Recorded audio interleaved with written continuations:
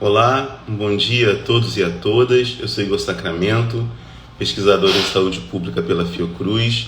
Estou com vocês aqui desde o início da pandemia da Covid-19, conversando sobre diversos temas associados ao campo da saúde, com um objetivo duplo. O primeiro objetivo é fazer circular um conjunto de informações baseadas em evidências, em pesquisas científicas, que vêm sendo desenvolvidas por diversos pesquisadores das mais diferentes áreas do conhecimento, seja das ciências da saúde e da vida, como da medicina, da biologia, da biomedicina, psicologia, mas também das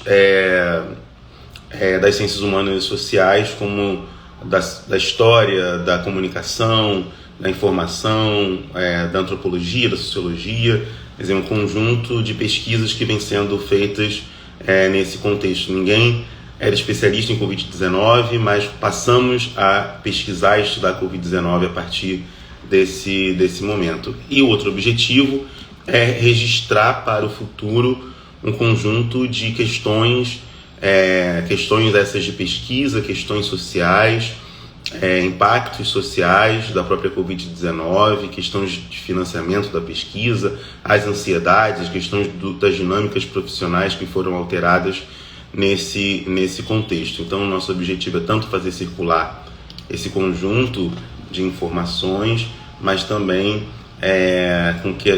fazer com que a gente possa registrar para pesquisadores no futuro um conjunto de informações sobre o nosso presente, esse presente catastrófico e tão longo e prolongado que a gente vem vivendo.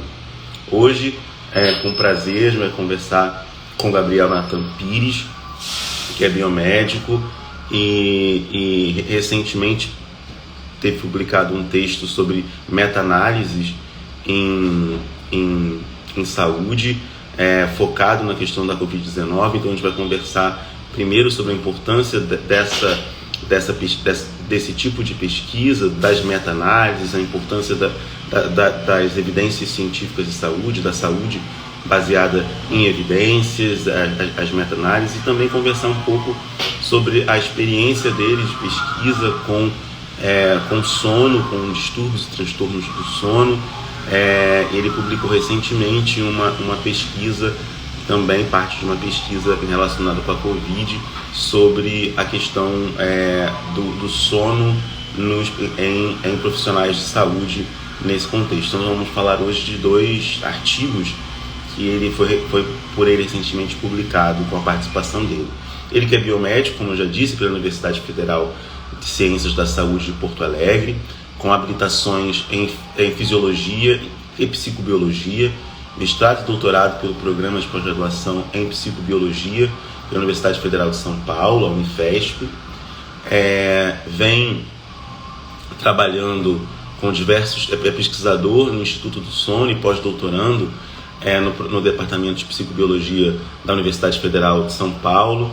E vem trabalhando com diversos temas, entre os principais eles, que é a medicina e a biologia do sono, pesquisa em modelos animais, psicobiologia, fisiologia humana e neurofisiologia, metodologia de pesquisa, bibliometria e publicação científica, e as meta-análises em pesquisas pré-clínicas, que é o principal tema que nós vamos tratar hoje. Vou convidar o Gabriel aqui para a nossa conversa, mas a gente mantém a mesma dinâmica. Vocês podem fazer perguntas, fiquem à vontade para fazer perguntas enquanto a gente conversa. Muito obrigado.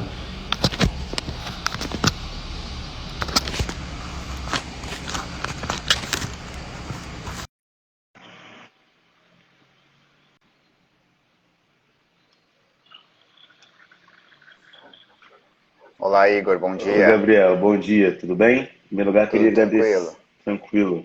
Queria agradecer primeiro você ter aceitado o nosso convite para poder participar dessa live, dessa conversa, desse bate-papo, falando um pouco, como eu tinha apresentado no início, o nosso objetivo é duplo, né? É tanto fazer circular informações baseadas em evidências, em pesquisas científicas, mas também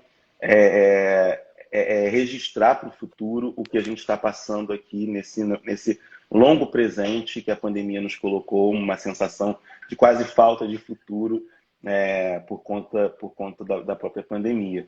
Então, é por isso que sempre as primeiras perguntas que eu faço são mais relacionadas à sua trajetória acadêmica. Eu queria que você falasse um pouco dela, queria que você falasse um pouco da sua trajetória, das suas escolhas de pesquisa e dos temas, como os temas foram aparecendo para você. Às vezes nós escolhemos os temas, mas também muitas vezes somos escolhidos pelos temas. Acho que o caso da Covid é um desses casos que emergem e a gente tem que lidar com essas questões, são urgências, emergências sociais e sanitárias. Queria que você falasse um pouco sobre isso, sobre você que vem pesquisando a questão do sono, a medicina e a biologia do sono, mas também com uma longa experiência de pesquisa em meta-análise. Eu vou fazer essa pergunta depois, mas queria que você falasse um pouco sobre a sua trajetória, suas escolhas de pesquisa. Claro, muito bem. Bom, para começar, eu quero te agradecer pelo convite. Fico muito feliz de poder discutir nessa tua série de lives tão abrangentes, poder discutir um pouco sobre meta-análise, sobre como a evidência sobre o Covid-19 tem crescido, né? Bom, a minha área de trabalho mais forte ultimamente é em pesquisa sobre medicina do sono, medicina e biologia do sono, e principalmente em epidemiologia do sono. Quando eu terminei a graduação lá em Porto Alegre, eu já tinha interesse de trabalhar com medicina do sono, mas lá a gente não tinha programas de pós-graduação fortes, então eu acabei me mudando para São Paulo, onde eu fiz meu mestrado e meu doutorado aqui na Unifesp, e hoje eu sou pesquisador do Instituto do Sono, que é um dos centros de pesquisa de referência mundiais, né, na área. E lá no Instituto do Sono eu tenho trabalhado principalmente com epidemiologia do sono, né, para tentar entender como é que os distúrbios de sono impactam a população, qual é a prevalência dos distúrbios de sono na população, qual a importância do sono para as pessoas de um modo geral, né? Nessa ideia, então, de tentar entender os distúrbios do sono na população, as meta-análises são sempre uma abordagem importante, né? A gente pode tentar descrever o que elas são daqui a pouco. Mas eu primeiro comecei a trabalhar com meta-análise em medicina do sono como ferramenta de pesquisa. Era uma ferramenta de pesquisa, assim como qualquer outra ferramenta. E com o tempo eu fui notando que existem coisas por trás da meta-análise, a importância dela para a geração de evidências em saúde, mas também o modo como elas são mal compreendidas se tornaram mais importantes. E hoje talvez eu foco boa parte do meu trabalho não em usar a meta-análise como um método, mas em desenvolver o método para que outras pessoas possam usá-las também. Que é boa parte do foco desse artigo que tu comentou no começo, sobre isso. Então, é basicamente isso. Eu trabalho com medicina do sono, mas as meta-análises são cada vez mais uma obsessão. Tanto para mim quanto para estimular outros. Queria que você falasse um pouco desse termo meta-análise, e que é, como você bem colocou, que é tanto um método, mas também proporciona formas de outras pesquisas serem feitas, e que foi muito falado assim, durante o Covid-19, alguns termos muito específicos do campo científico. Isso não é de todo ruim, depois a gente fala dos problemas que isso pode gerar, mas isso não é de todo ruim, sabendo, por exemplo, o que é pesquisa clínica, pré-clínica e etc., que em geral são questões muito específicas e que não eram de debate público ou mas nesse processo amplo de mediatização que a vacina teve, desde o processo das pesquisas, etc., fase 1, fase 2, fase 3. Eu não me lembro na história da gente acompanhar tão ponto a ponto como as pesquisas, aí Anvisa, e aí entra, como funciona, né, todo o processo quase como um grande reality show, né, da ciência, assim, eu nunca tinha visto desta forma. E a meta-análise foi uma desses conceitos e termos e métodos que foram sendo tratados muito amplamente, né? Queria que você falasse primeiro assim, o que é meta-análise, qual que é a importância dela para a pesquisa em saúde de maneira geral, que você falasse um pouquinho sobre, para quem não conhece, para quem não já ouviu falar, mas não sabe o que é, e qual que é a importância dela. Claro. Olha, eu acho que, primeiro, esse empoderamento da população de termos técnicos e do entendimento do processo é fundamental. Sim. Porque a população acaba sendo o final, né, o objetivo de toda a pesquisa. Então, a gente não pode separar o pesquisador e o laboratório da sociedade e do público, né? Então, isso é fantástico. É uma pena que esses conhecimentos chegam, assim, abruptamente. E a mesma coisa aconteceu com um nível bem menor, mas lá na pandemia de H1N1, né? Então, as pessoas não têm assim, o conhecimento biológico, e devia ter de formação, é um problema educacional do nosso país, né? E aí, de súbito, todo mundo se torna especialista em fases de pesquisa. Essa vacina está na fase 1, na fase 2, na fase 3. Embora isso tenha acontecido aos trancos e barrancos, é bom que isso aconteça, porque talvez não tenha sido perfeito agora, mas eventualmente para uma próxima situação as pessoas já vão estar mais preparadas a discutir o processo de evidência científica, né? Bom, nesse processo, onde é que entra as meta-análises? A gente tem que começar do princípio de que nenhum estudo científico é perfeito. A gente está numa situação, né, que os estudos científicos é tudo que nós temos para embasar qualquer decisão. Vocês veem agora na CPI da Covid, né, os parlamentares bradam com um artigo científico nas mãos, dizendo, olha o que esse estudo fez. Bom, sem saber o que é o estudo, sem ter a capacidade de lê-lo e explicá-lo se for necessário. Mas o estudo científico mostra algo, né? Mas a verdade é que todo estudo científico é falho. Nenhum estudo é perfeito. Se eu fizer um estudo aqui, por mais bem desenhado que seja, eu vou ter minha falha. Se tu tentar corrigir o meu estudo, tu vai corrigir a minha falha, mas vai criar outras, e por aí vai. Então a gente parte da ideia de que nenhum estudo é perfeito. A grande diferença é que os erros dos estudos em uma mesma área geralmente não se repetem. Então, o meu estudo pode ser que eu tive uma amostra, um grupo de pessoas com um tamanho pequeno. O teu problema pode ser que tu não mediu o que quer que seja que tinha que ser medido da maneira mais adequada. Então, cada estudo tem o seu erro. Mas se existe um efeito a ser observado, e no nosso caso aqui é um efeito biológico, pelo menos todas as pesquisas vão apontar para a mesma direção. Então, nesse sentido, o que a meta-análise faz? A meta-análise pega todas as pesquisas que foram feitas em alguma área, né, alguma área de abordagem, junta elas para fazer uma ponderação dos resultados de todas elas juntas. Ao fazer isso, qual é o benefício? Eu diluo o poder dos erros, já que os erros não costumam se repetir, e eu somo as evidências. E aí eu consigo concluir alguma coisa com um grau de certeza muito alto. Geralmente se diz em epidemiologia, que é a ciência, né, de síntese de evidências associada à saúde pública, geralmente, né, se diz que a meta-análise é o maior nível de evidência que existe, o que é um pouco controverso. Né? Por que controverso? Porque uma meta-análise mal feita gera uma evidência muito ruim. A gente não pode simplesmente endeusar a meta-análise.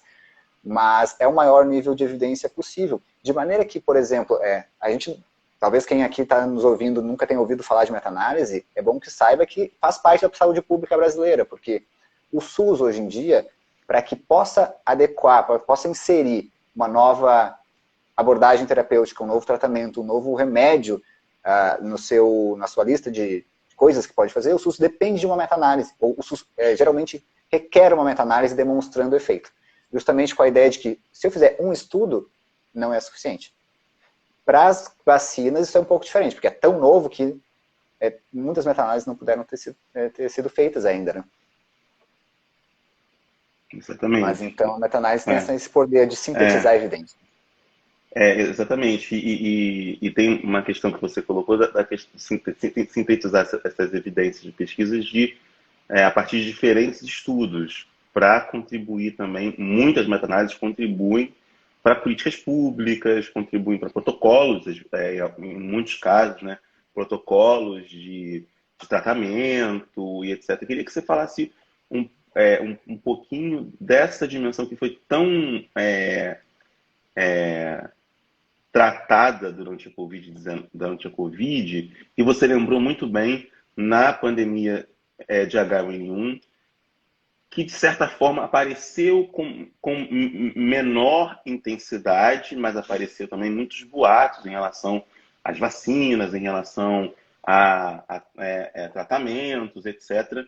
Né? Eu lembro na época do Tamiflu, que era um medicamento, né? Não sei se você também vai lembrar do Tamiflu. Uma corrida nas farmácias. Uma corrida nas farmácias pelo Tamiflu.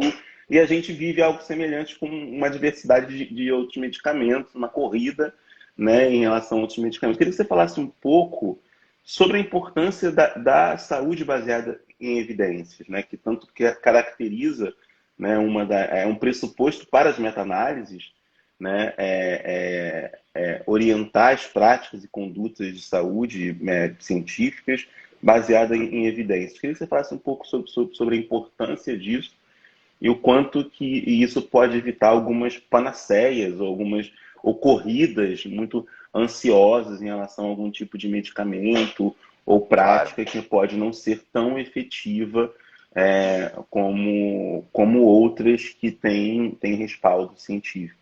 E você falasse um pouquinho sobre isso.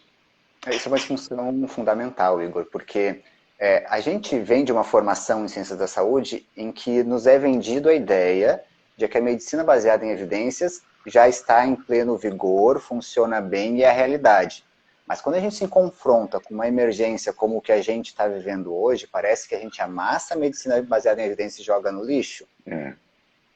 A população faz isso, mas a população não tem a obrigação de saber o que é medicina baseada em evidências. O público de ciências de saúde também faz isso. E esse deve ser culpado, tá?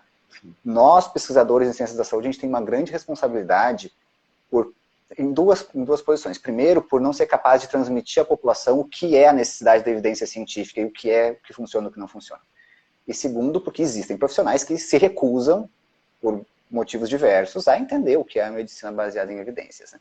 Bom, de um modo bem geral, a medicina baseada em evidências é a prática médica, começou com prática médica, mas se estende a todas as profissões da saúde, em que a evidência científica é o principal condutor da tua prática. Então, claro que o profissional sempre tem a possibilidade de emitir opinião, de adequar tratamento ao que lhe parece mais adequado. Mas ele deve se ater ao que funciona e o que é demonstrado que funciona por sociedades médicas, por instituições internacionais e nacionais também. Enfim, por quê? Porque quando eu tenho um grande estudo que mostra que esse tratamento é o mais eficaz para a grande maior parte das pessoas, a opinião do médico, do dentista, do fisioterapeuta, sobre o que ele acha melhor para o seu paciente, pode ser enviesada, porque todo ser humano tem uma visão enviesada. Como é que a gente nota isso? O Covid é a grande prova de que a nossa visão é enviesada quando se trata de eficácia de algum tratamento. A gente tem que distinguir muito bem, né, o que é um estudo observacional, uma observação, do que é um efeito de fato de alguma coisa que funciona. Né? Então vamos pegar aqui o que é mais discutido no nosso país, que é a hidroxicloroquina. Uhum. Eu não acho que não seja o caso de entrar no mérito de por que se levantou a hidroxicloroquina como potencial tratamento. Né? Existe todo aquele histórico de um pesquisador francês que é cheio de vieses de interesse e sugeriu isso. O fato do brasileiro ter comprado a ideia da cloroquina não é o mais preocupante, porque a gente estava numa situação em que todo mundo queria um tratamento. E seria realmente fantástico que nós tivéssemos um tratamento barato, acessível e milagroso. Bom, então houve uma intenção do pesquisador francês, não foi nada lícito. A gente hoje já sabe que tinha muita história por trás, né? Mas enfim, da população brasileira que comprou a ideia, ok. Bom, mas aí a gente tem que estudar. E aí começam os problemas dos dados observacionais, né? Por que isso? A Covid tem uma mortalidade de mais ou menos 2%. Bom, varia bastante, né? De 0,5% a 2%, dependendo do local onde se está estudando isso, e também considerando que existe uma grande subnotificação de casos que aumenta a mortalidade. Mas ainda assim, existe uma mortalidade pequena. O que significa isso? A maior parte das pessoas, 98 a cada 100 pessoas, vão contrair a Covid e vão melhorar, mesmo se fizessem nada. Essas pessoas, eventualmente, vão ser atendidas por um profissional de saúde que é adepto do tratamento precoce, que é adepto da ivermectina, que é adepto da hidroxicloroquina, e essas pessoas vão melhorar. E aí a gente ouve coisas como: porque o meu primo tomou cloroquina e melhorou. Porque a ivermectina salvou o meu tio, o meu vizinho, o que é que seja. Bom, para essas pessoas... bom, vamos pegar outra coisa que as pessoas fazem com frequência. As pessoas tomam café. Qual é a porcentagem de pessoas que tomam café aqui na nossa população? É enorme. Essas pessoas tomaram café que tinham Covid e elas também melhoraram. Será que o café melhora? Essas pessoas tomaram... Um exemplo, é uma piada, né, inclusive, dessas relações observacionais. Não é porque eu faço uma coisa e tive um resultado que essa coisa induz resultado. Um dado que é quase uma piada é dizer o seguinte: 100% das pessoas que tomam água morrem. Porque todo mundo toma água e todo mundo morre. Então, entende o que eu quero falar com um dado observacional? Não é porque eu faço algo e tenho um resultado que esse algo e esse resultado são relacionados como uma causa e um efeito. Bom, dito isso, como é que a gente pode fugir do dado observacional? Eu tenho que testar, eu tenho que fazer os experimentos, os ensaios clínicos. Quando eu tenho, por exemplo, um grupo de pessoas com Covid-19 que recebe a cloroquina e um grupo de pessoas com Covid-19 que não recebe a cloroquina, recebe um placebo.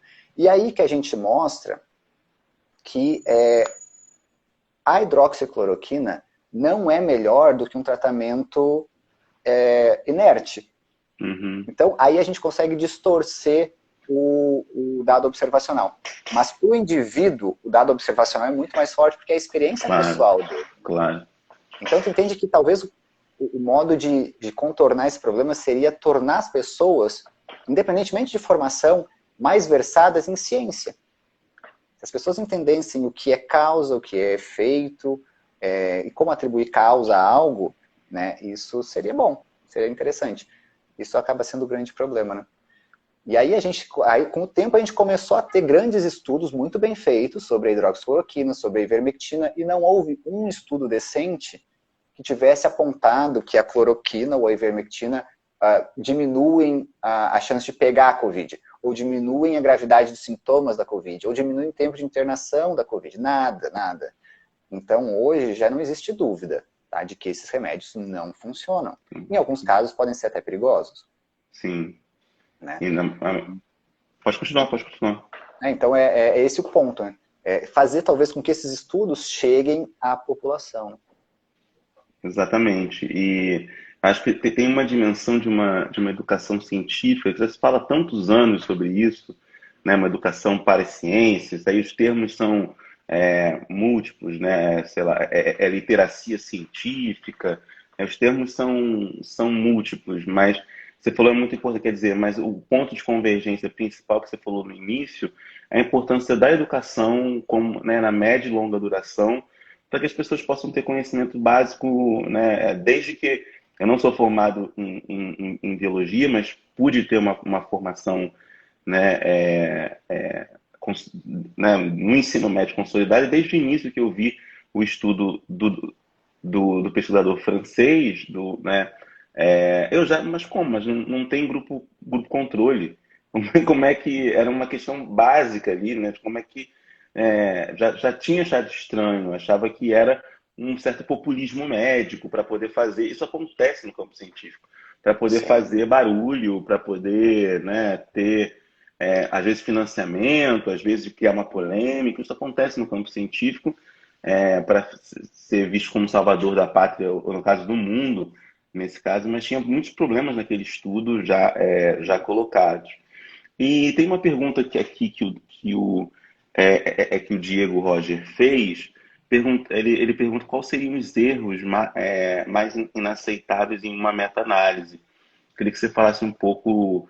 Aí eu diria não só os inaceitáveis, mas ampliaria um pouco para Diego, sobre os erros mais comuns e também os inaceitáveis numa meta-análise e como é possível evitá-los, já que você tem tanta experiência. Então eu vou responder essa pergunta fazendo um link já com o que a gente tem notado das meta-análises de Covid. Então, vamos contextualizar a pesquisa na Covid, tá? E contextualizar, sobretudo, o pesquisador. Pesquisador enquanto profissional, no Brasil a gente tem uma característica que a pesquisa científica é feita por pesquisadores de universidades públicas. Então, sim, pesquisa devia ser política nacional, tá? Infelizmente não tem sido, mas devia ser. Bom, pesquisador no Brasil e em muitos outros países, eles são avaliados por quantidade de publicação, quantidade de resultados, né? É quantidade, não qualidade, o que é um problema. Eu vou ter progressão de carreira, eu vou conseguir melhores posições se eu publico mais que meus colegas. Isso. Ou em revistas melhores. Concordem com o que aconteceu, por exemplo, na década de 70, em que um pesquisador se enfurnava no laboratório por 3 anos para ter um resultado de pesquisa, que era um grande resultado que mudava, talvez, algum campo. Hoje, em 3 anos, na mesma tamanho de pesquisa, um pesquisador vai fazer 10 artigos vão ser 3 teóricos, vai ser uma opinião, vai ser alguma coisinha para ir cumprir a mesma coisa, picotando tudo que ele fazia. A gente até costuma dar o nome disso de salame science, que é a ciência salame. A gente tem um conhecimento que é o salame, a gente picota ele em várias fatias, porque não interessa o conhecimento que eu gerei, mas e quantos artigos científicos eu publiquei para dar esse conhecimento. É um grande problema da nossa pesquisa. Mas os pesquisadores são avaliados assim, né, e não é um problema necessariamente do pesquisador fazer isso hoje no Brasil. É uma contingência do fato de nós sermos pesquisadores do Brasil. Se eu não publicar bastante, eu não vou progredir. Bom, dito isso, chegou a pandemia. E com a pandemia, todos os laboratórios fecharam, todos os hospitais que fazem pesquisa fecharam por um bom tempo também. E os pesquisadores se viram numa situação em que eles deveriam continuar publicando pela necessidade de entender a Covid como um motor primário disso, mas também para manter as suas carreiras funcionando, mas eles não tinham seus meios, né? Não tinham laboratório, não tinham, enfim, né? Estavam em casa, trancados em casa. Nesse sentido, as meta-análises se tornaram bem interessantes para muita gente, porque uma meta-análise pode ser feita de casa, né? Porque eu preciso de um computador. E outras abordagens de pesquisa também, né? Muitas outras, mas a meta-análise aumentou muito a quantidade de meta-análises. E aí, respondendo o Diego, qual é um grande erro da meta-análise que se tornou muito claro aqui na pandemia, é o fato de que as pessoas fazem meta-análise não pela necessidade que ela exista, mas pelo fato de ela ser fácil de fazer. Não fácil, estatisticamente é complicado, mas é conveniente de fazer em casa, né?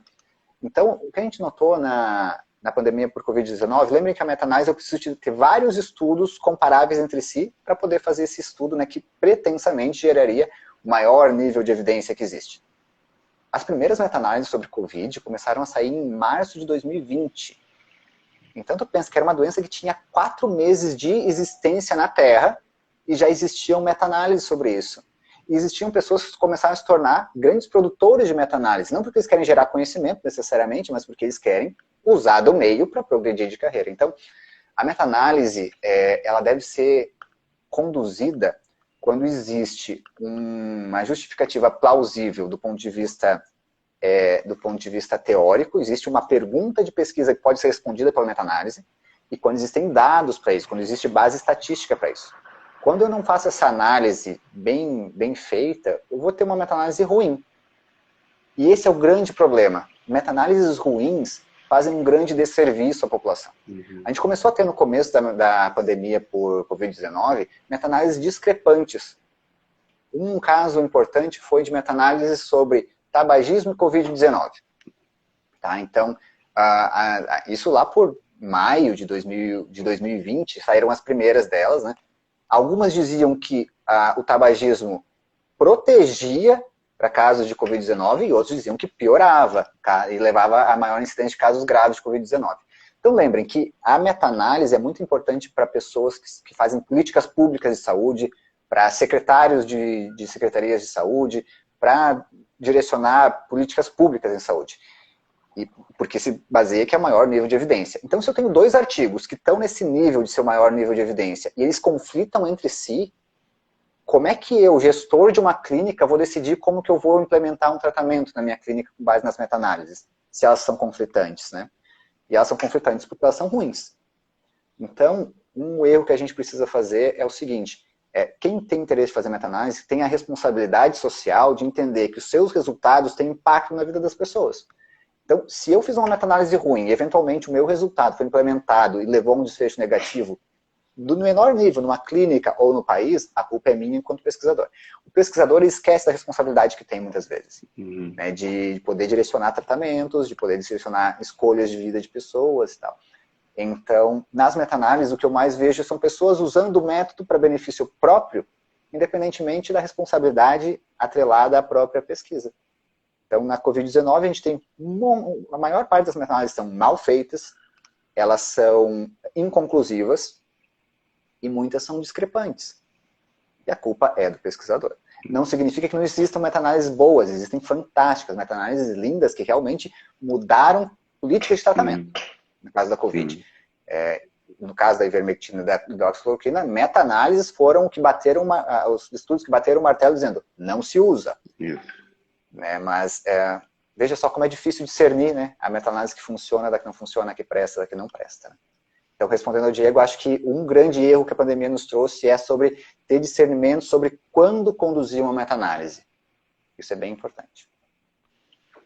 Exato. Você falou de um ponto bem importante, que é a dimensão estatística, que caracteriza muito a meta-análise.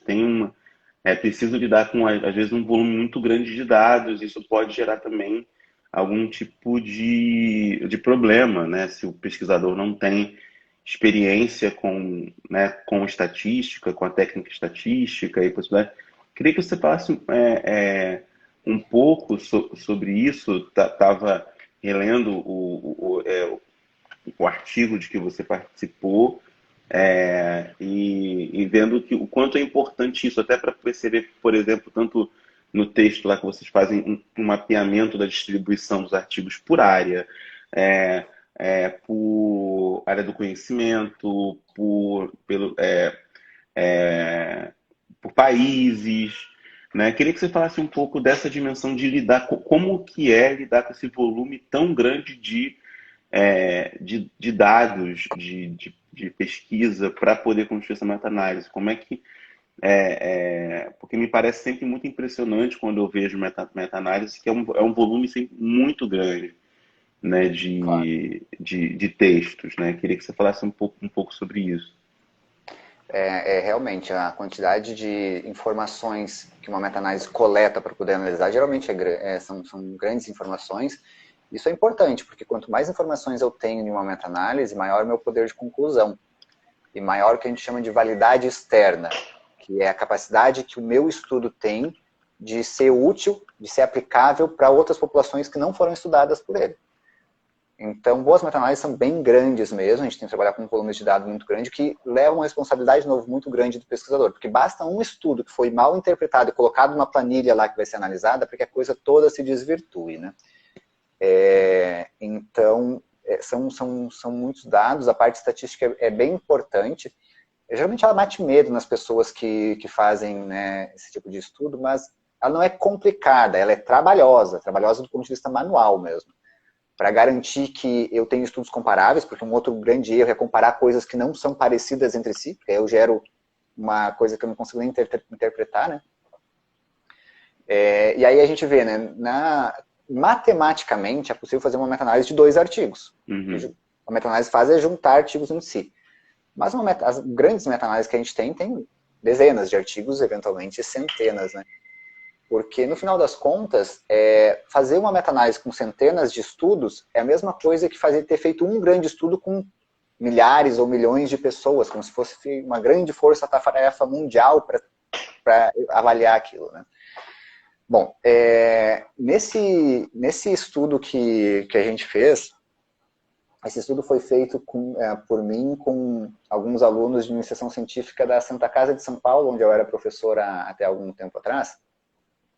E a nossa intenção não foi fazer uma meta-análise, mas foi fazer uma coisa que a gente chama de revisão de escopo, que é um mapeamento da literatura.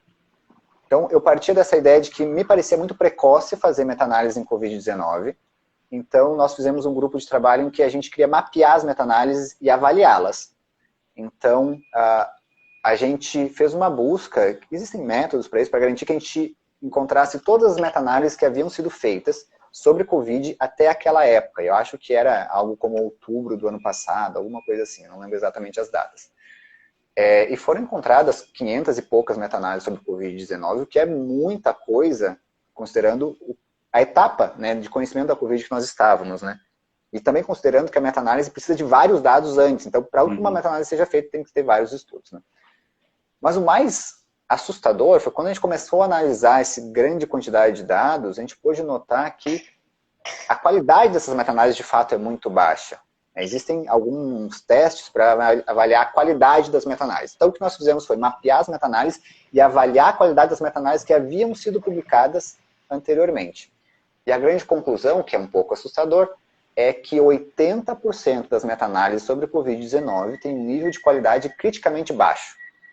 Esse é exatamente o nível que essa ferramenta de avaliação dá, é nível criticamente baixo. E aí que tá. Se eu tenho 80% das meta-análises de nível criticamente baixo, do que elas servem? Que valor, que contribuição para a sociedade elas trazem? elas não trazem nada, elas trazem mais nessa ideia de que a gente tem que juntar várias pesquisas para sintetizar um resultado, elas trazem mais barulho do que decidem qualquer coisa, né? Então, isso só mostra quanto que a pesquisa tem sido conduzida muito assim nessa coisa de quantidade mais do que de qualidade. Isso é uma pena. Acaba sendo uma pena porque a gente está numa situação em que a pesquisa é uma das coisas mais importantes que a gente tem, e existem grandes pesquisas, e existem grandes pesquisadores, e eles deveriam ser reconhecidos, né?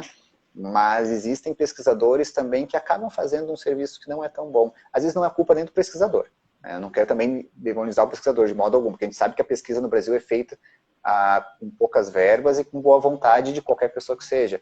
Mas às vezes a gente esquece da necessidade de ter um rigor metodológico e a responsabilidade social da pesquisa como fio condutor, porque a gente tem que publicar, e porque tem que publicar cada vez mais, senão eu não ganho minha bolsa de pesquisa, senão eu não passo no concurso, senão eu não consigo bolsas para meus alunos e por aí vai.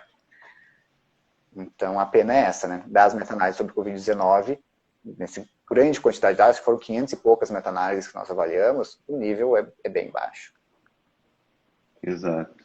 E tem uma outra questão que eu estava vendo aqui nessa revisão de escopo que vocês fizeram, que é bem interessante, é o potencial de citação que as meta-análises têm, né? Que vocês identificaram já um potencial de citação muito considerável, né, dessas meta-análises. Eu queria perguntar se isso também não atrai, justamente quando você falou, eu fiquei pensando, isso também pode ser algo atrativo para os pesquisadores fazerem meta-análise.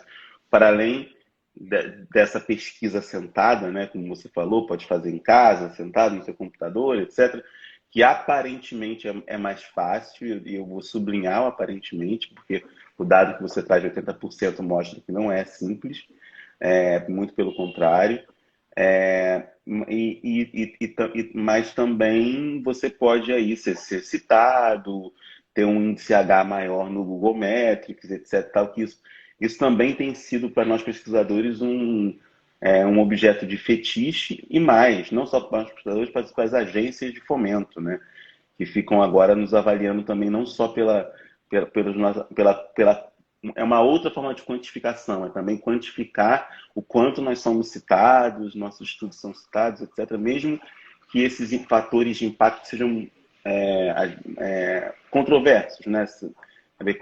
Qual é a metodologia do Google Metrics, por exemplo? De que maneira? Como é que ele chega àquele valor?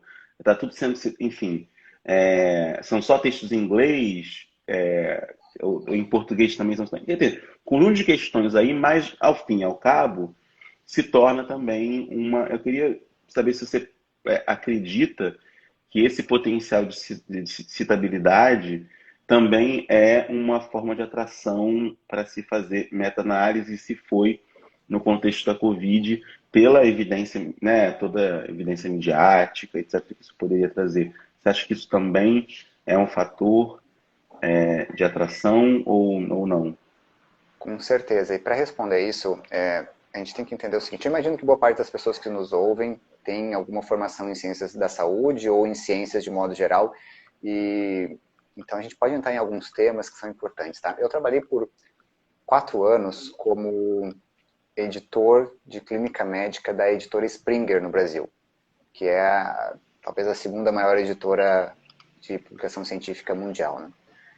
E foi uma experiência bem bacana e tal, mas isso me fez notar que a publicação científica é um mercado, no sentido de que existe uma roda financeira que gira as custas da publicação.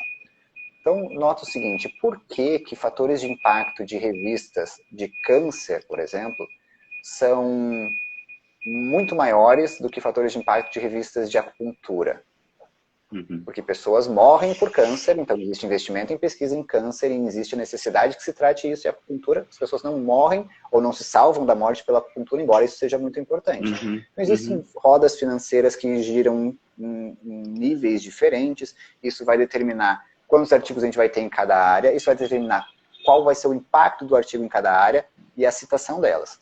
Quanto mais citações uma revista tem, significa que mais ela é lida. Se mais ela é lida, ela chega a mais gente, ela tem maior visibilidade, ela tem maior chance de conseguir maiores patrocínios, por exemplo.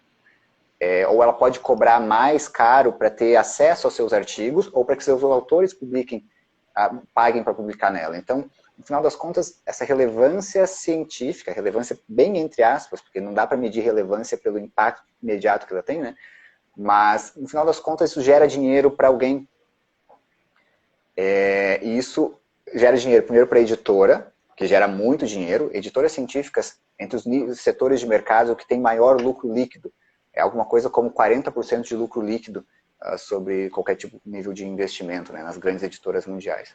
Isso gera também algum tipo de retorno para o pesquisador. O retorno pode ser progressão de carreira, pode ser prestígio, pode ser ego, enfim, pode ser um monte de coisa.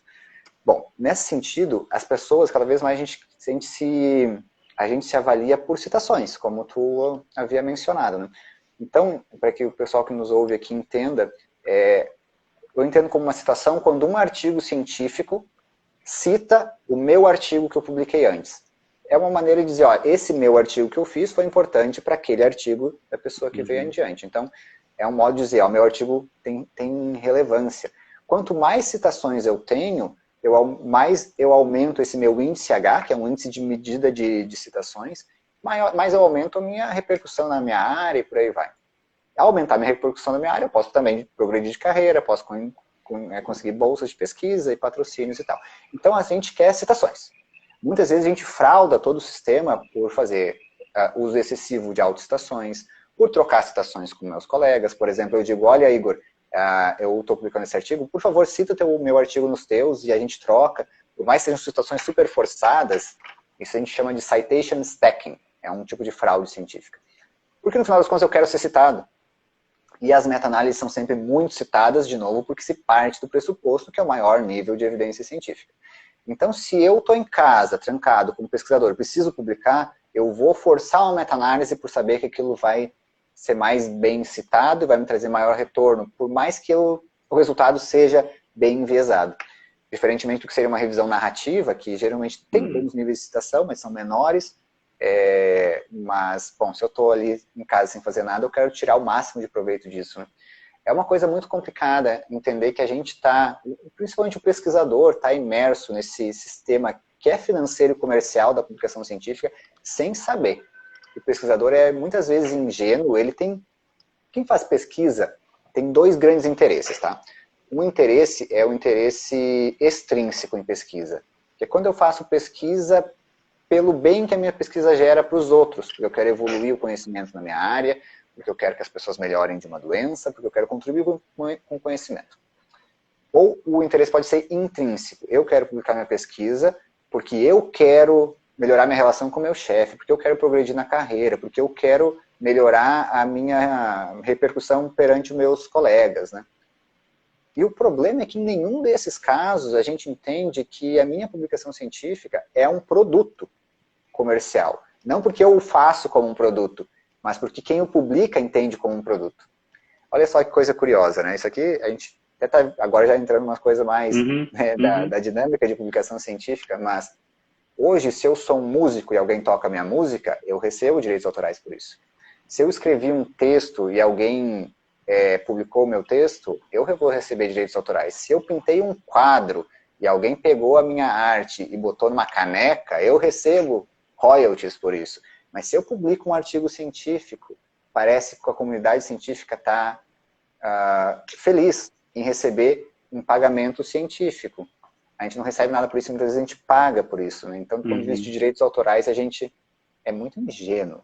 O pesquisador é muito ingênuo e isso, de certa maneira, explica por que a gente publica tanto, porque a gente precisa receber esse retorno acadêmico, científico, mas a gente é bem desmerecido do ponto de vista dessa roda comercial, né? Exato, exato. Tem essa dimensão que você falou dessa troca de citações e de práticas que às vezes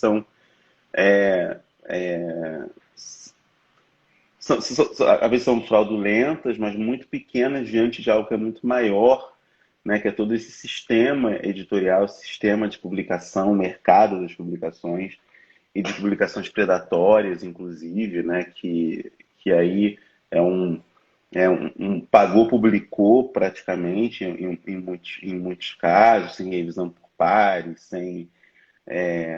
Queria que você falasse, agora já que a gente entrou nesse tema da publicação científica, a partir da meta-análise, como você tem acompanhado a questão da aceleração da revisão, né, dos pareceres e da avaliação por conta da própria emergência da Covid, que pede o fast tracking, né, que é um fluxo rápido de produção e de avaliação e de edição. Como é que você tem avaliado? Se você, eu fiquei pensando enquanto estava falando, eu fiquei pensando em outra coisa. É possível considerar a hipótese de que parte desse 80% de pesquisas que não são, que meta-análises que não são tão boas, com metodologias tão adequadas e bem aplicadas, etc., pode ter a ver com um processo rápido de avaliação? Tô perguntando, se você não quiser responder diretamente, não tem evidência para isso, tudo bem. Você pode falar sobre esse processo de fast tracking, quais são.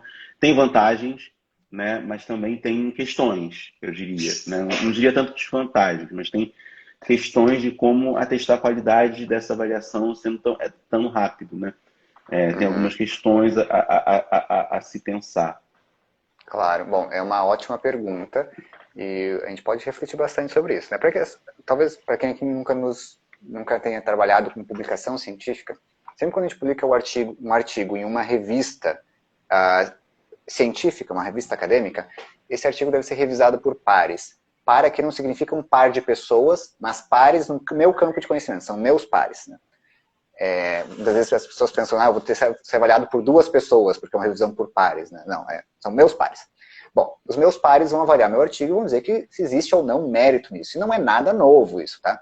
Eu lembro que se vocês... Tem um livro que é fantástico, que é a autoajuda do acadêmico, que chama Conselhos para um Jovem Cientista, do Santiago Ramon e Cajal. E lá talvez seja a primeira menção que eu lembro da revisão por pares, que ele diz o seguinte, antes de liberar qualquer texto teu, passa para alguns colegas e tem opinião. Tem a opinião deles. Bom, daí as revistas científicas foram se estruturando, tendo como norma essa ideia de que eu submeto um artigo para o editor, e o editor convida outras pessoas que não tenham relação comigo para que elas opinem sobre o meu artigo e digam se pode ou não ser publicado. Né? Esse sistema é interessante, foi o melhor que a gente teve por muito tempo, mas ele é cheio de problemas. Um problema eu posso, eventualmente, ter o artigo revisado por uma pessoa que não tem o conhecimento necessário na área. Outra pessoa pode avaliar o artigo com um conflito de interesses. A pessoa é um competidor meu, por exemplo, ele vai rejeitar o meu artigo não porque ele é ruim, mas porque ele não gosta do que eu faço. Ou o contrário, é um conhecido meu que vai aceitar qualquer coisa que eu publique só porque gosta de mim. Então existem vários problemas nisso, né? E embora muitas coisas tenham mudado hoje em dia, né, com a ideia dos repositórios de pré-print, coisas assim. Bom, isso que a gente está conversando aqui, o Fast Track, é o seguinte. Geralmente o serviço de revisão por pares é voluntário. Se toma ele como voluntário, olha, de novo é um problema. A gente gera tanto dinheiro com a publicação científica, mas o serviço de revisão por pares é voluntário. É eu, um pesquisador acadêmico, aqui no Instituto do Sono em São Paulo, revisando o trabalho do Igor lá do Rio de Janeiro.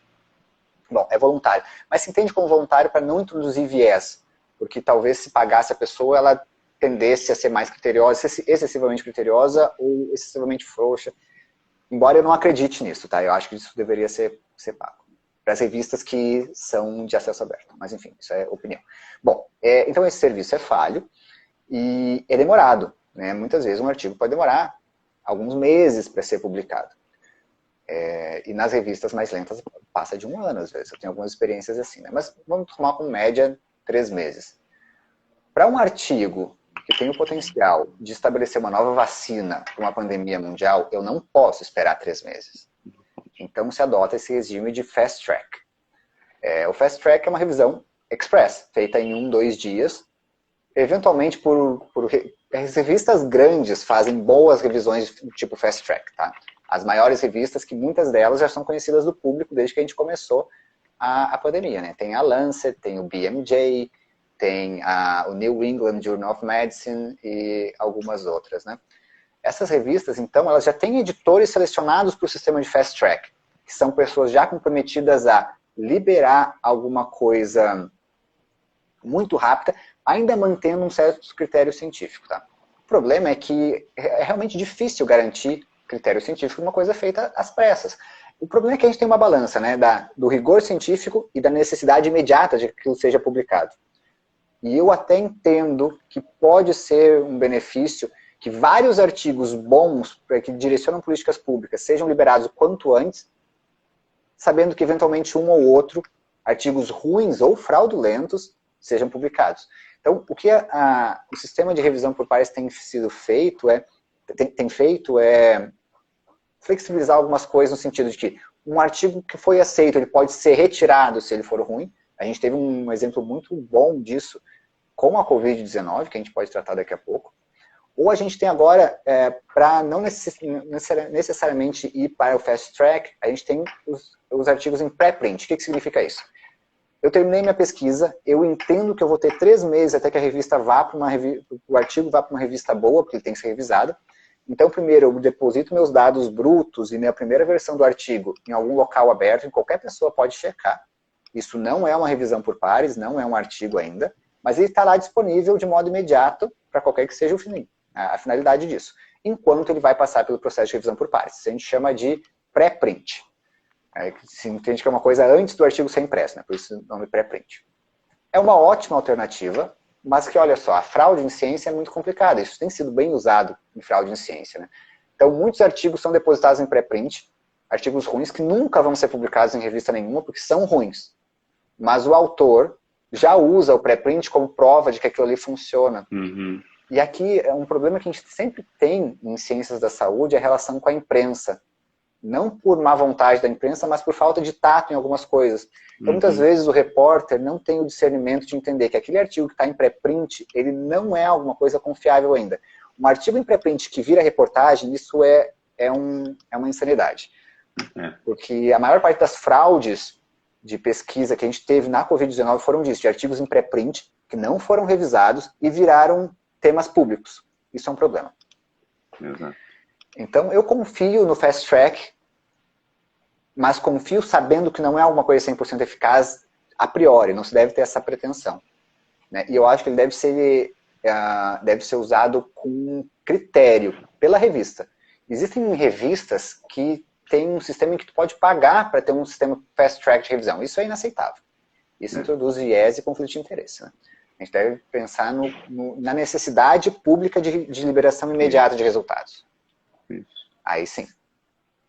Isso, concordo plenamente. Essa questão que você toca agora de pensar o fast track em emergências sociais ou sanitárias, como no caso da Covid, eu acho que aí justifica, né, realmente, ou algum tipo de descoberta que pode revolucionar e mudar o sistema de saúde, como você falou, uma vacina, né? Não tem como um artigo, por exemplo, sobre vacina contra HIV/AIDS, não tem como deixar esse artigo, né, esperar 3, 4 meses e tal, enfim, né? Acho que tem que ter um discernimento da revista também, como você bem colocou, de que questões, né, que tipo de temática merece poder chegar mais rapidamente. Não é uma garantia, o texto pode ser muito ruim, mas poder chegar a público mais rapidamente, né? E aí ter essas contribuições. Tem uma pergunta da Venúzia Ferraz. Ela bom dia, Venúzia, obrigado por estar aqui. Essa lógica de publicação que obedece cada vez mais à lógica comercial parece ser muito cruel. Você vê alguma possibilidade de sair dessa lógica neoliberal? Difícil, hein, Venúzio? Porque em inglês a gente tem essa palavra que significa muito e não significa nada, né? Todos os stakeholders, são todos os interessados, né? Com exceção do pesquisador, todo mundo está interessado em que a pesquisa tenha alta quantidade. Por quê?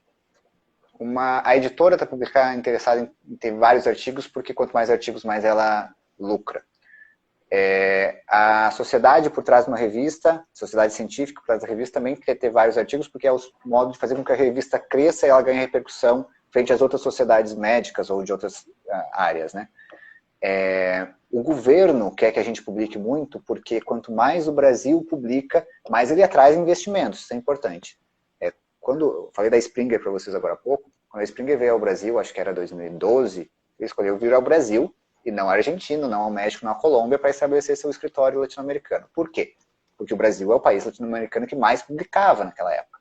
Então, publicar bastante tem uma lógica importante para o governo, né? Assim como a gente precisa formar mais doutorandos, a gente precisa ter mais pessoas graduadas e tal. Então, todo mundo quer que se publique muito.